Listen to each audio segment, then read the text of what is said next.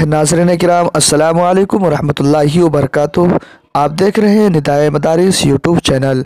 दोस्तों, हमारे चैनल पर आप नए हैं तो हमारे चैनल को सब्सक्राइब कर लें और नोटिफिकेशन के लिए बेल आइकन ज़रूर दबाएं।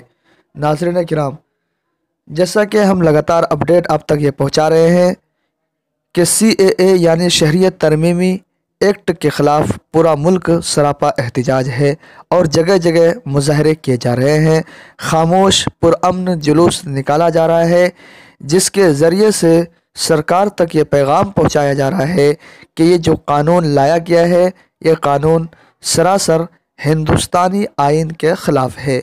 संविधान में इसकी क़तई इजाज़त नहीं है कि किसी मज़हब को टारगेट करके एक ख़ास ज़ाति के लोगों के लिए ऐसा कोई कानून लाए जिससे कि उसके जज्बात को ठेस पहुँचे और उसको परेशानी हो।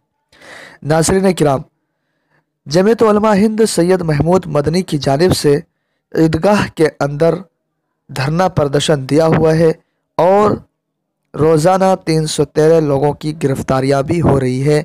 यानी दूसरी ज़ुबान में अगर यूँ कहे कि जेल भरो तहरीक का आगाज़ देवबंद से हो चुका है। नाज़रीन किराम, इसी बीच एक ख़बर ये निकल कर आ रही है, इल्म व रूहानी के हस्ती देवबंद में हज़ारों ख़वातीन ने शहरियत तरमीमी कानून और NRC की मुखालिफत में सड़कों पर निकल कर एक खामोश पुरअमन जुलूस निकाला। इस्लामी आदाब व तहज़ीब का पुरवकार मुजाहरा करते हुए हाथों में एहतिजाजी नारे वाले पल्ले कार्ड लिए हुए दुख्तरान मिल्लत खामोशी के साथ मोहल्ला अबुल बरकात से खानकाह पुलिस चौकी तक गई।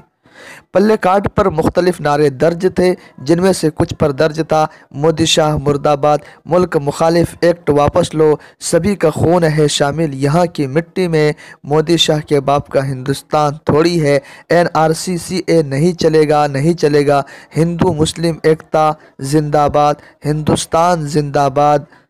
इस तरीके से उन पल्लों पर नारे दर्ज थे। मुजाहरा करने वाली ख़वातीन का कहना था कि इस मुल्क की आज़ादी तामीर व तरक्की में हर हिंदुस्तानी चाहे किसी भी मज़हब को मानने वाला हो, सभी ने हर तरह की कुर्बानियाँ पेश की है। आज इस मुल्क के अक्सर लोग प्यार व मोहब्बत के साथ रहते हैं, एक दूसरे के दुख दर्द और गम व गुस्से में शरीक रहते हैं, यही हमारे मुल्क की पहचान है। लेकिन जब से बरसरे इक़्तिदार फ़िरका परस्त ताकत आई है, कभी गौरक्षा के नाम पर, कभी लव जिहाद के नाम पर, कभी दफ़ा 370, कभी तलाक़ सलासा, कभी दाढ़ी टोपी